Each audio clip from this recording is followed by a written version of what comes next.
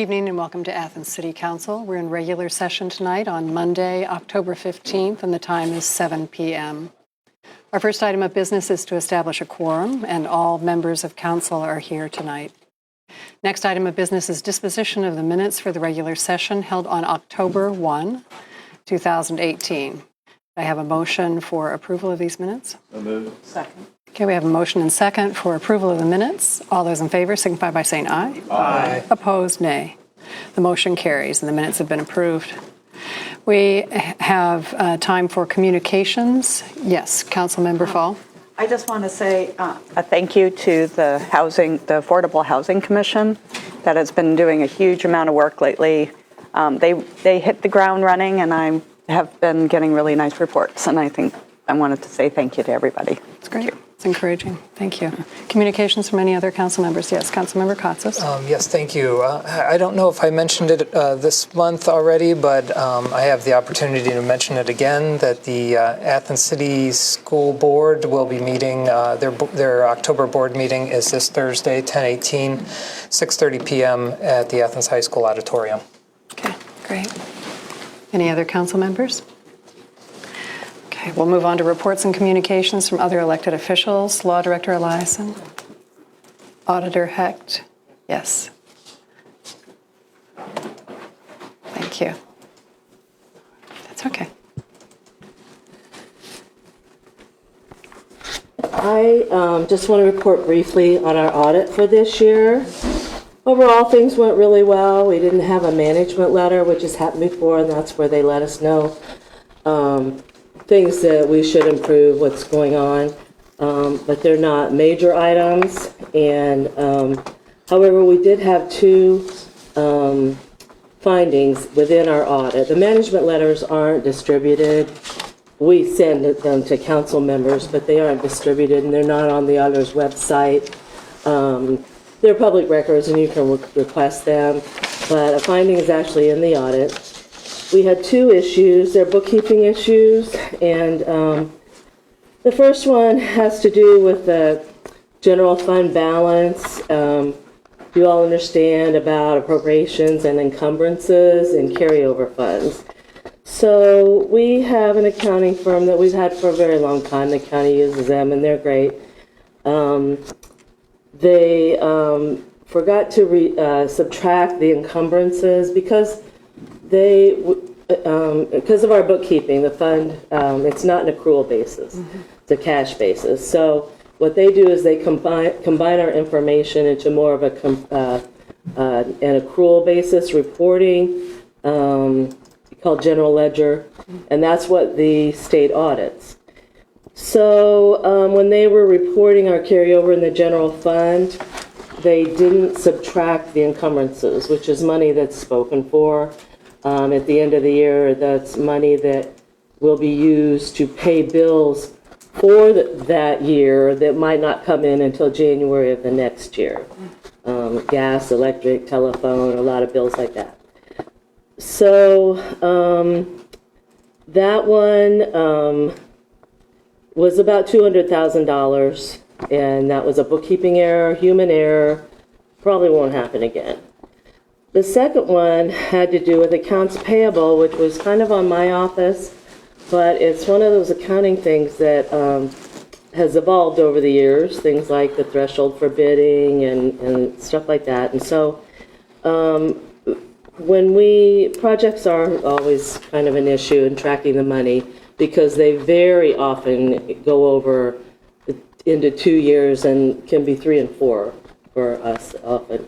And so that money that we counted as payables for the next year that were connected to the year before, like when we know the project's going to be $1 million, the only part of the work's done, we paid out $500,000 in the current year, and we know we're going to pay out more the next year. That's considered a payable because we know we're going to get billed for that. When the year-end bill came in that was dated December 31st, so the auditors would have considered that. It should have been with that other issue of where the money should have been taken out of last year's budget and not considered a payable for 2018. That amount was $597,000. And as our auditor said, if it wasn't for the amounts, those are the kinds of things that would get put in a management letter, but those are fairly high amounts, and so they became findings. So does anybody have any questions? I don't know if anybody bothered to look on that last page of the audit that shows findings, and It's good to have your explanation, because I did read through the report, and I read through the second page, and I was still kind of scratching my head know at you, and you I had an did. email back and forth about it. I know. I appreciate your reporting to us. I know an audit preparation takes a lot of time, so I It thank does. you and your staff for They were that. accounting issues. Oh, yeah. It's an awful lot of work. We prepare hundreds of reports and files for the accountants who prepare our financial statements for the auditors to audit, and then they come in, and we have to let them pour through our files and our pay-ins and tax files, all that kind of stuff. And so they're accounting errors, and we will all be on the lookout that this doesn't happen again next year. Appreciate it. Yes, okay. Thank you so much. And Mayor Patterson, communications. A few items in terms of updates, in particular on the East State Street, US 33 East State Street project. And that is the contractor's current goal is to begin milling and paving operations on State Street starting October 22nd. And they're expecting, and all this is weather dependent, as council knows, and hopefully the viewing audience knows as well, is they're hoping to have the on-ramp to 33/50 open by this Thursday. But again, some of that is weather dependent. So hopefully things are on track there. Another real quick update, and that is for Highland Park. Highland Park, if they haven't done so already, they're going to start removing the old playground equipment. And they have been working for a while now on ADA accessibility in the parking lot area, as well as a ramp going up to the playground itself. So once again, another future fully ADA accessible park element here in the city of Athens. And that said, I just forgot one other thing to bring up. I apologize, and that is that the renovations in Arts West, the lower level of Arts West, those are completed. It looks really nice down there. I encourage council to take a look when you get a chance. And they anticipate having the railing on the ADA ramp on the parking lot side of Arts West completed by the 29th. Where the rail is in place and it becomes a fully functional ADA accessible ramp. Great. And it does. It looks great. Arts West does. Okay. Yes, Member Crowell, excuse me. Highland Park, I think, has a sidewalk now that goes all the way up to the new playground equipment, but is there's older playground equipment next to it? And they're removing the older playground equipment, correct. Okay. But there was some other walkway issues at Highland Park that had to be addressed as well. Okay, maybe getting from the poured parking lot or concrete something. walkway. Okay, thank you. Okay, good. Member Reisner. I'd like to ask Yes, Mayor sure, question. sure. Is the street paving and repairs project completed now for the season? Or is there more to be done? Well, the US 33 No, East I State. mean our streets, like. No, we were talking about that at my safety meeting this morning, and there's still working going on Columbia, North Lancaster, in that area. I think there's also some curb repair or curb replacement that's going to be taking place on Spring. So there's still some punch list items out there for the repaving, but by and large, once again, a lot of repaving throughout the city is taking place. Okay, great. Thank you. We'll move on now to ordinances for third reading.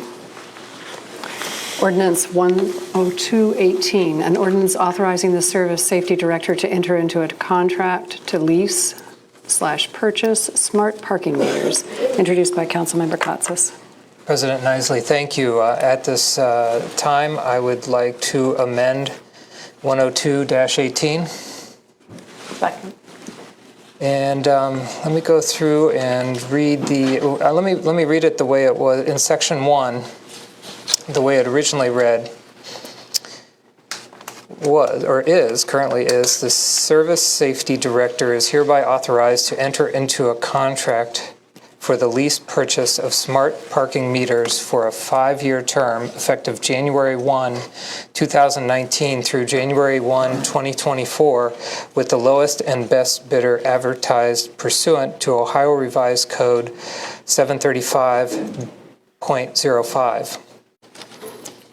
The administration has requested that we strike with the lowest and best bidder advertised and change the Ohio Revised Code to 9.4048 joint purchasing programs. And this would be something that we will discuss next Monday at committee. Okay. This joint purchasing program, which I hope to learn about next week. Should we maybe Okay. table it? Well, Instead of, because how are we amending it? What are we putting? Well, what we're doing is Okay. striking the, striking and the then word. it'll go back to first read. Right, okay. Okay. So we have a motion and second for amending ordinance 10218. All those in favor signify by saying aye. Aye. Opposed, nay. Okay, the ordinance has been amended and considered read for the first time, and we will have some further information then at the committee meeting. Okay. All right. All right.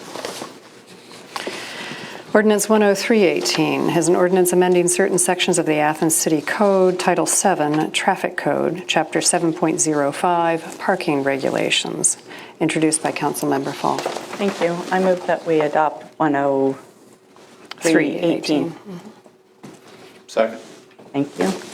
We've discussed this multiple times. Paul Logue has come in to show and talk about the different metrics that support the change of various parking regulations, such as time and zoning for different value of parking meters.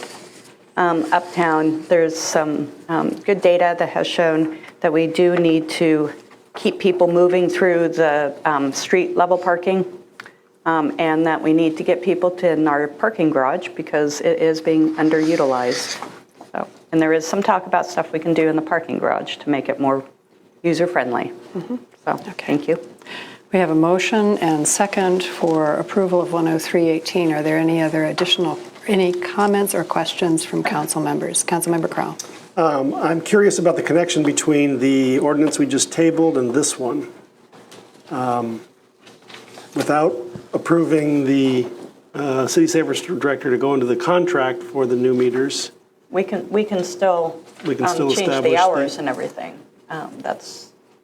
You could change the hours with the meters we have now. So it's more of hours and enforcement. And this is more software, okay. right? Does that make sense? Hours as well as, regardless of the ordinance that was just tabled, we are looking to put smart meters on Court Street, so this legislation would still go forward with that element as well, with ways in which someone can pay the meter. Right, if I understand correctly, excuse me, the meters that we have now, the smart meters that we have now are temporary, correct? It's pilot. It's a pilot program. So if we weren't to go ahead with the contract, we would go back to our old meters, which would not be able to do this. Correct, but our intent is to move forward with smart meters in the uptown area with new meter heads. Right, if the first ordinance passes. We can, if the first ordinance doesn't pass, this can still be on the books. And then when we do decide to go through with smart metering, it would be already on the books to go forward. Okay, as long as everybody understands, I'm fine with it. Thank you. Thank you. Thank you. Good questions. Okay, Councilmember Butler. Thank you. I just wanted to share a couple thoughts that I have regarding this and acknowledge that I do support facets of it. For instance, it acknowledges that provisions related to on-street parking meters shall not apply on Sundays or holidays. And then there was a change, I want to remind folks, there was a change about the time frame. It says, or on other days between the hours of strikeout, 6 p.m., now changed to 8 p.m. and 8 a.m. So I support the Sundays and holidays, but I do have some concerns about the challenges that may exist with the 8 p.m. But I'm wondering if we should have if we should acknowledge the ability to change that on nights of city council to make it accessible for people who want to attend public meetings. I think the hope with the 8 o'clock is that there will actually be more meters available for people who are coming into town. I understand that there are, if having then have to pay meter price, I understand that. And whether we do a floor up in the parking garage or something, but I think that the change from 6 p.m. to 8 p.m. overall is a good, it's a good thing for Uptown and trying to get people to not park there who are employees. And this is something that we have been, a lot of data and stuff has kind of supported this. So I'm reluctant to change it. Maybe that's something we can talk with the administration, because it sounds more like an administration sort of act. Thank you. I do also support other aspects which I think are forward-thinking, such as the altered meters, some meters being 15 or 20-minute limitations, and other meters being hour, 2 hour, and then all-day meters. So I do like that as well, which is written in here. So I just wanted to share those thoughts. Thank you. Thank you. Thank you. Okay. Yes, Councilmember McGee. Thank you. I share the same concerns as Councilmember Butler in regards to the time change for the meters. I've had numerous citizens come up to me and voice their concern about it. Most of them are low-income students or workers who see this as a real imposition upon them to suddenly have to pay more meters on a regular basis for their employment or for their work or even their school. I also am concerned by the fact that when we had the initial presentation, I believe it was pointed out that this was not the purpose of this was not to raise money for the city. The purpose of it was to basically deal with some situations and to pay for the meters themselves. And I'm concerned the fact that we don't know the cost of these proposed meters, and yet we're doing this that would basically raise rates for all the citizens. I'm concerned with the fact that this 6 to 8 increase still has the 2-hour limit, so that if somebody comes in and they want to do something at 5 o'clock and they're uptown, it's been pointed out to me that that could be a real inconvenience for them if they have to get to the meter. Now, I understand under the new system, they may be able to do it by phone or by credit card or whatever, and I tried to explain that to some of the citizens, but some of the older citizens like myself were not very pleased with it by any means. So I am concerned with the fact that I don't see any real need for the change in the sense of raising the rates. I don't see the need for the change in changing those hours. I think the other aspects of the ordinance I support fully, the fact that it's going over to the kind of system that would enable citizens to pay those meters much easier. I like the aspect of the ordinance that would change to zones that would have more frequently used zones, and I won't even mention the certain zones that are omitted from this particular ordinance. However, I mean, those are my concerns, and I certainly feel that they still need to be addressed. Thank you. Yes, Councilmember Katsas. Yes, thank you. And I'm in support of this. I don't think that I have anything that I specifically want to say against it. I took a temperature about what other cities are charging, and it really ranged from anywhere from this is per hour, anywhere from $0 to $1.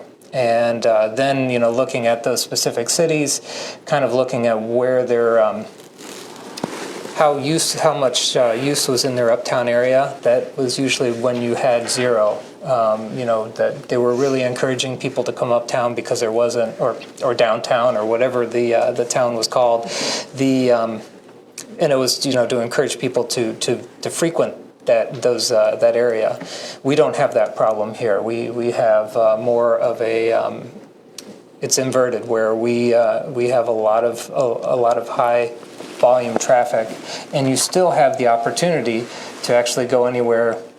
There's a range that you can pay depending on what zone you park in. So I like that idea that if you don't like paying $1 per hour, find a different zone and walk a block or two. I don't think that is the biggest imposition. So I applaud administration for the work that they've done on the parking studies and really looking at this and challenging the status quo, because I think this was something that we've been living with for a long time. So I think it was a good time to revisit and do this. Okay. Councilmember Butler, before we come back to you, I'm going to see if any other council members want to comment. Yes, Councilmember Grace. Thank you, President Nisley. I just wanted to also offer my support for this. I feel that our city planner has done a really thorough job of studying the parking situation and has looked at it very carefully and really thought about what would best support the businesses and the users of the spaces uptown. And well, we have to acknowledge we can't offer the perfect situation for every possible imagined use of the spaces. I think that this is an excellent plan to try to improve services for everyone, and I really think that there are a lot of opportunities to park in the garage for extended periods of time. And so if people need a space close to Court Street and want to be able to park for several hours, whether during the day or in the evening time, there is space available there. And so I think making sure we remind residents of that availability is a good thing to do in conjunction with this change. So thank you. Thank you. Councilmember Reisner. I'll just say I support this. Let it go at that. Okay. Thank you. Councilmember Butler. Thank you. I'll be brief. I do think favorably of 99% of the material in this. I have been approached by citizens who don't feel safe parking in the parking garage. I agree that we're underutilizing our parking garage, and I think that advertising that and communicating that in a more succinct, effective manner will be beneficial to citizens and visitors alike. But I do think it's something that we should be mindful of is the fact that there are people who don't feel safe parking in the parking garage in the evenings, and to get creative or to think about how we can address that on some level. So I do want to offer that. Thank you. There are security cameras in the garage that are Okay. Operating 24 hours a day. Mayor Patterson. But since you brought up parking garage, it's not part of this ordinance at all. However, since you brought it up, I think I should probably jump into that space. That we are looking at ways of improving the parking garage aesthetically on the inside to where we brighten things up through lighting and or painting or both. And color coding the levels so people know what level they're on, as opposed to just a numbering scheme, which works. But anyway, working through that, and I do want to remind the public that the parking garage will be less expensive than the change to the street, and that we do have a large number of parking spaces on a regular basis within the parking garage. There are aberrant days when it's full, but that tends to be rare these days, unless there's a big event going on in the city. And then we also realize that what we need to do is make sure that people know that the parking garage is not for city employees only, that it is a city parking garage. It is a parking garage for everybody. It's a public parking garage. And also better signing availability of parking spaces, because we've heard through the study that that's an issue as well, that people feel that They don't want to venture into the 6-story parking garage because they don't know if there's going to be a parking space. And I believe it's probably within the first 3 floors, if they don't find one, then they get frustrated and give up, as opposed to, venturing on up to where we typically see more open spaces. But there are a lot of choices in the parking garage.